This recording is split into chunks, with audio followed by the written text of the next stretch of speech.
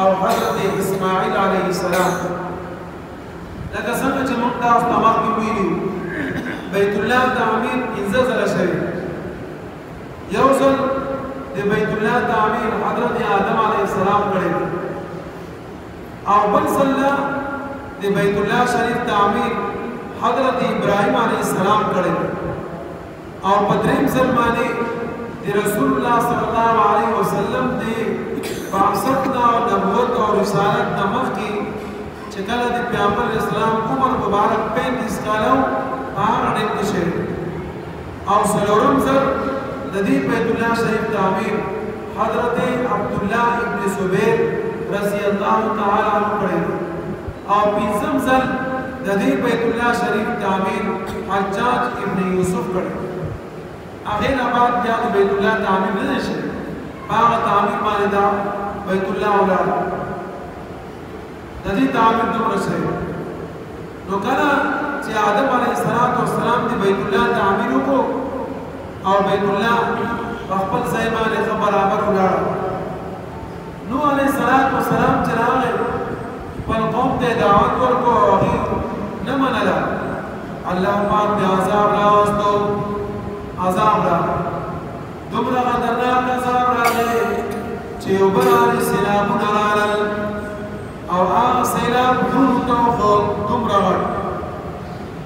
حضرت نوح علیه السلام بغا ایماندارو سره الله پاک بچو نوح علیه السلام ایماندارو سره الله پاک بچو الله پاک د هغه حفاظت وکړو او هغه ټیم کې چې کوم کافرانو ایمان نه راوړل هغه الله پاک په دریاب کې په سیلاب کې غرق نست نابود شو ختم شو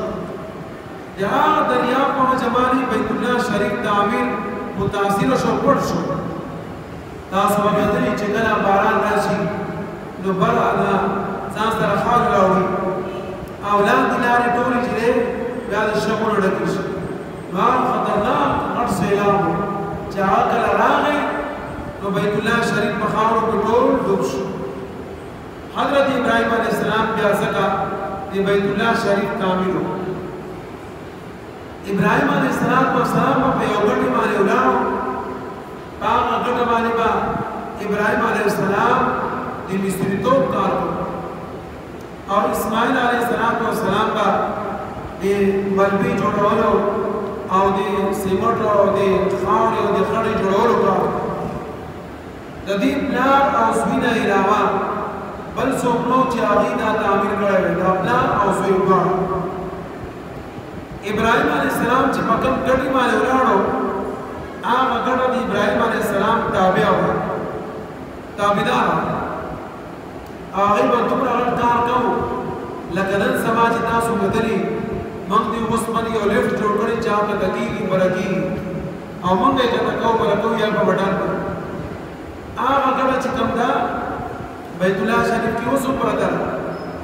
دا چې کله ابراهیم علیه السلام په دا شان کېدو نو ابراهیم علیه السلام دې طرف ته کېدلو ضرورت به نه و ګټه به پخپله ګمان شو چې کله به ابراهیم علیه السلام دا شان کېدو نو هغه ګټه به پخپله دا شان چې کله به ابراهیم علیه السلام پر په چت باندې ګټه خدا دا ګټه به اوچته شو ابراهیم علیه السلام په ګټه کې او کله به چې ابراهیم علیه السلام لاندې کار کو ګټه کده شو دا ګټه د ابراهیم علیه السلام تابع دا ګټه چې کله د رسول الله صلی الله علیه وسلم په زمانه کې حضرت عمر رضی الله تعالی عنہ راغی او دې ګټې ته وکتل ابراهیم علیه السلام دې ګټې ته رسول الله صلی الله علیه وسلم فرمایي په دې ګټه باندې ابراهیم علیه السلام د بیت الله تعمیر کړی حضرت عمر رضی اللہ تعالی عنہ فرمائی اے دی اللہ رسولہ کستا اجازت دی تو دی ابراہیم علیہ السلام دیو دریدو پتی زیمانی کو دورکات نفل وکم کستا اجازت او دا بزمن دی مانا دی مصیشی حضرت عمر رضی اللہ تعالی عنہ دمرا جہلو قدر صحابیو